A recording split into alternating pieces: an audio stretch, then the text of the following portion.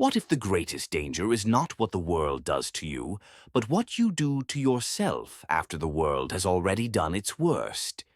Every life carries wounds. Some are loud, obvious, and visible. Others are quiet, buried beneath layers of silence. The heartbreak that leaves you gasping at night, the betrayal of a friend who once swore loyalty, the humiliation that still burns when you replay the moment in your mind, the abandonment that whispers again and again that you are not enough. Pain, in its rawest form, is temporary. The wound eventually closes. But what lingers is far more dangerous. The invisible scar, the imprint it leaves on your soul. This is the kind of wound that does not bleed, but rules. The kind that shapes the way you see the world, the way you see others, and most tragically, the way you see yourself. And here lies the paradox. It is not the world that keeps reopening these wounds. It is us. We become our own jailers, replaying scenes of rejection, carrying invisible humiliations into every room we enter, projecting past betrayals onto faces that have never wronged us. The world may strike once, but we, with our memory, with our fear, with our unhealed shadow, strike ourselves 1,000 times more. Carl Jung understood this truth with chilling clarity. He knew that human beings do not simply live in the present. They live haunted, haunted by the past, by their inner fractures, by the voices that echo long after the event has ended. Jung saw that the deeper tragedy of human suffering was not the initial wound, but the prison it builds inside of us, a prison we reinforce daily without realizing it. But Jung also saw a path, a way to confront this prison, to dismantle it, and to reach a state where wounds no longer dictate your future, a state where the ghosts of betrayal, shame, and humiliation lose their power, where you can finally say, "Nothing and nobody will ever hurt me again." The promise is not the absence of pain, but the transformation of it. To reach that state is not easy, but for those willing to step into the darkness of their own psyche, it is possible. And the journey begins here. Every wound leaves a trace, not just in the body, but in the mind. To understand why nothing and nobody will ever hurt you again, we first have to enter Carl Jung's map of the psyche. For Jung, the human mind was not a flat surface, but a vast, layered terrain. At the top, there is the ego, the conscious I that you identify with daily. Beneath that, there is the persona, the mask you wear to meet the expectations of society. And beneath the mask, there is the shadow, the rejected, hidden, painful parts of yourself you refuse to see. And still deeper lies the collective unconscious, a reservoir of ancient archetypes and instincts inherited by all of humanity. Most people spend their entire lives trapped between their persona and their ego, while their shadow festers in the dark, unacknowledged but not inactive. This is where wounds live. They don't just sit in memory, they burrow into the unconscious. A child rejected by peers doesn't merely remember rejection. That child carries it like a scar in the shadow. As an adult, he might wear a mask of confidence, even arrogance, but deep within, the wound of rejection still controls him. Every silence feels threatening, every criticism unbearable. Consider the woman betrayed in love. She builds a persona of independence and strength, yet her shadow still trembles with the memory of abandonment. When new relationships form, her mask smiles, but her shadow panics. She interprets distance as disloyalty, hesitation as betrayal, and in her attempt to protect herself, she sometimes destroys what she longs to keep. Or think of the man humiliated at his workplace, whose confidence was shattered in front of others. He may rebuild his persona with achievements, wealth, or status, but the humiliation is not gone. It lives inside his shadow, waiting to resurface whenever his authority is questioned. What others see as small remarks feel like daggers to him, because they strike the same old wound. Jung believed that when trauma is repressed, when it is not faced consciously, it does not disappear. It mutates. It seeps into the unconscious, shaping our fears, our desires, and our choices. The person who refuses to deal with rejection becomes hypersensitive to abandonment. The one who never confronts shame becomes obsessed with proving themselves. The one who hides humiliation behind a mask becomes addicted to dominance or control. This is why so many people live reactive lives. They think others are hurting them, when in reality their own unhealed wounds are being triggered. A comment that rolls off one person's back devastates another, not because the words themselves are powerful, but because of the scar tissue they touch. The world is not hurting them anew. It is awakening what has been inside all along. And this is Jung's insight. The only way to ensure nothing and nobody can hurt you again is not to build a stronger mask, not to escape the world, but to integrate what lies beneath, to face the shadow, to bring the wound into the light of awareness, and to transform it into strength rather than weakness. Because when the shadow is ignored, it rules you. When the wound is hidden, it dictates your fate. But when the wound is faced, honestly, courageously, it loses its power. And it is here that Jung reveals the trap most of us fall into, the trap that keeps us wounded for life: projection. If the shadow is where wounds live, projection is how those wounds escape. Jung described projection as the unconscious act of attributing our own hidden feelings, fears, and weaknesses onto others. It is one of the most dangerous traps of the psyche because it gives the outside world power over us. Think about it. If your deepest wound is abandonment, you will see abandonment everywhere. A friend who takes too long to reply is suddenly leaving you. A partner who asks for space is rejecting you. Your mind does not see reality. It sees the echo of your wound projected onto others. In this way, they don't hurt you. You hurt yourself through them. The same is true with humiliation. If shame sits in your shadow, every small critique feels like an attack. A boss correcting a minor error feels like an enemy tearing down your worth. A stranger's laughter on the street feels like mockery aimed at you. The humiliation from years ago comes alive again, projected onto whoever happens to stand before you. This is the terrifying elegance of projection. It enslaves you without your awareness. You think people are cruel when, in reality, you are handing them the weapons by which you are wounded.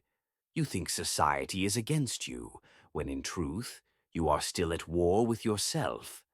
The external world only has as much power as your internal wounds allow it. Jung warned that those who cannot see their own shadow will always see it in others. They will blame the world for the pain that actually lives within them.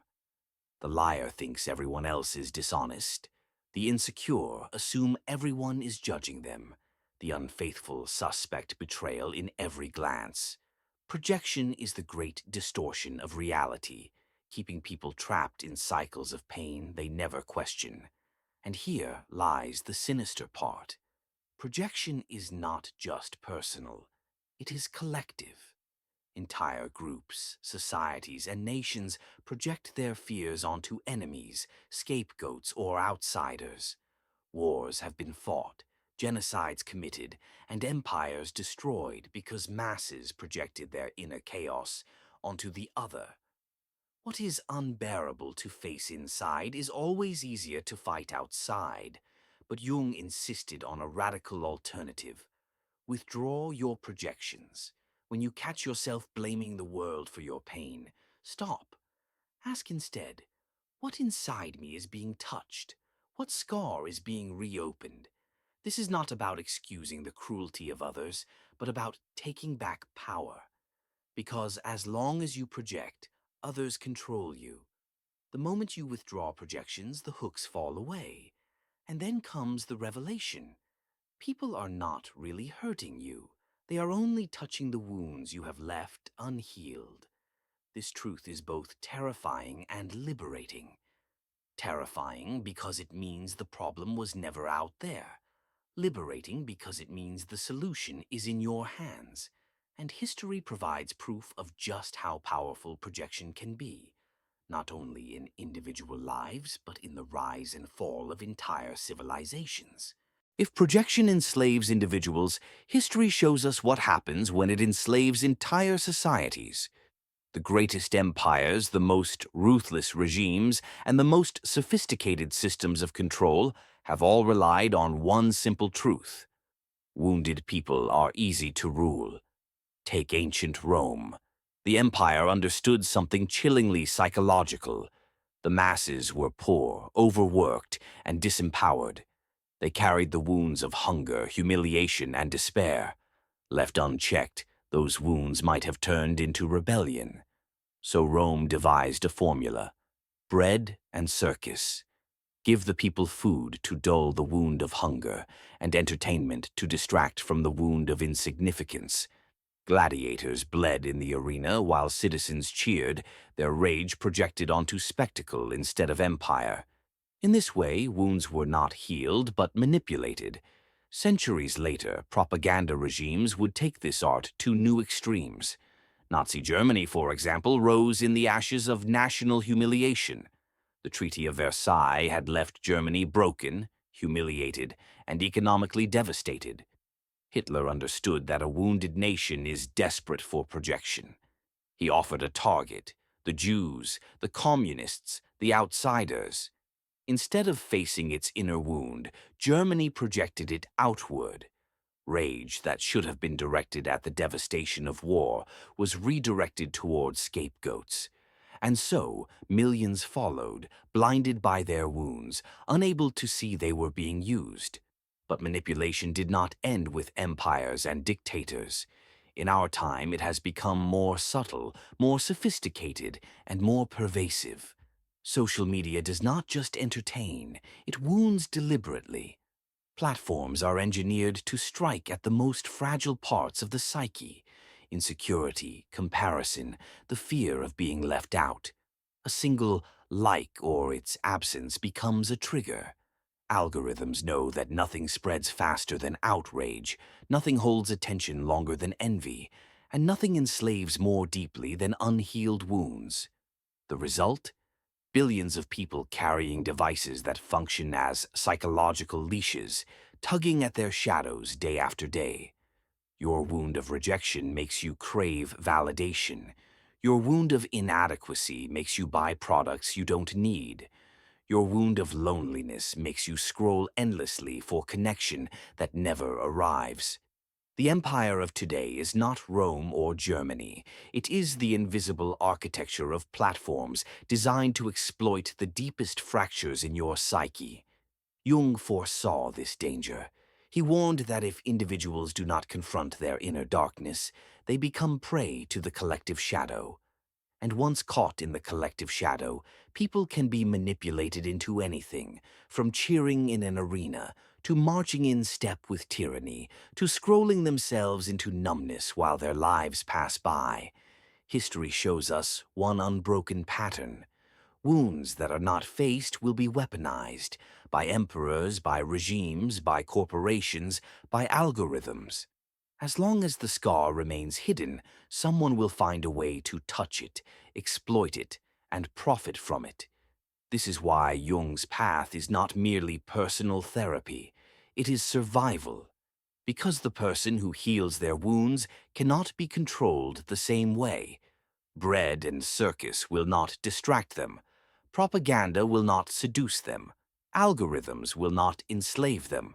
And this brings us to the heart of Jung's teaching: the possibility that wounds can be transformed, that instead of being tools of manipulation, they can become sources of strength, that instead of ruling you, they can be integrated into who you are.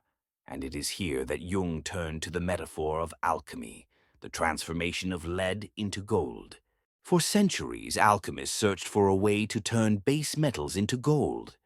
To them, it was not only about physical transformation, but about a symbolic one: the belief that within corruption lies purity, within decay lies rebirth, within darkness lies light. Carl Jung saw in this old science a metaphor for the human psyche. Our wounds, our traumas, our shadows. These are the lead of the soul, heavy, toxic, seemingly worthless. Yet within them lies the potential for gold, resilience, wisdom, and power. But the transformation does not happen automatically. Lead does not become gold by ignoring it. It must be worked on, burned, refined. So too with the psyche. To reach the state where nothing and nobody can hurt you again, Jung described a process he called individuation, the lifelong work of becoming whole. The first step is to confront the shadow. This means facing the parts of yourself you'd rather not see, the rage, the fear, the shame, the envy, the bitterness. Most people spend their lives avoiding this confrontation, wearing masks, numbing themselves with distractions. But avoidance only makes the shadow stronger. To confront it is terrifying. It feels like descending into a cavern filled with ghosts. Yet every ghost you face loses its power. The rejection that once defined you becomes just a story. The betrayal that once controlled you becomes just an experience.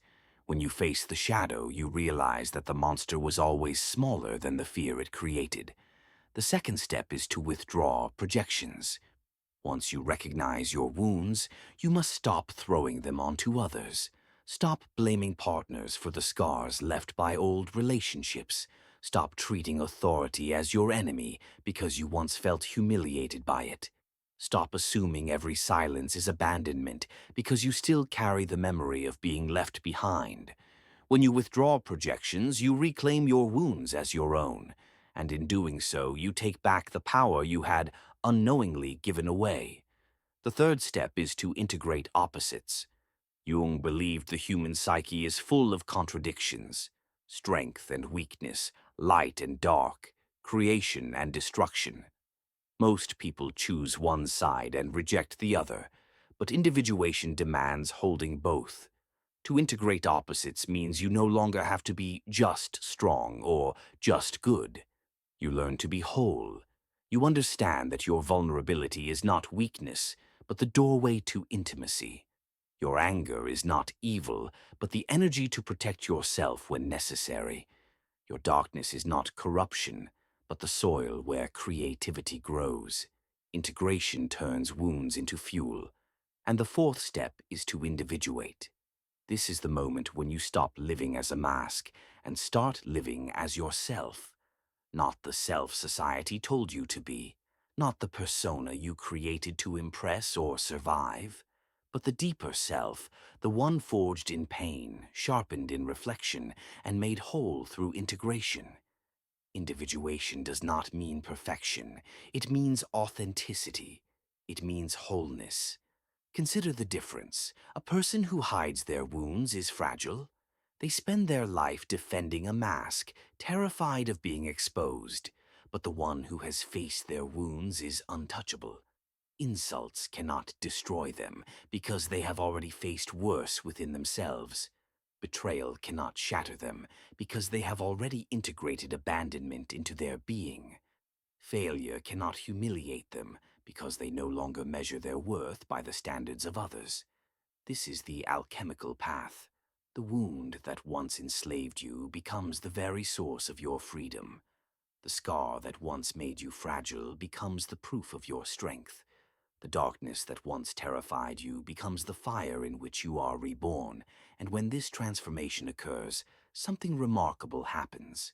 You stop fearing the world. You stop clinging to the illusion of safety. You stop being ruled by the shadows of the past.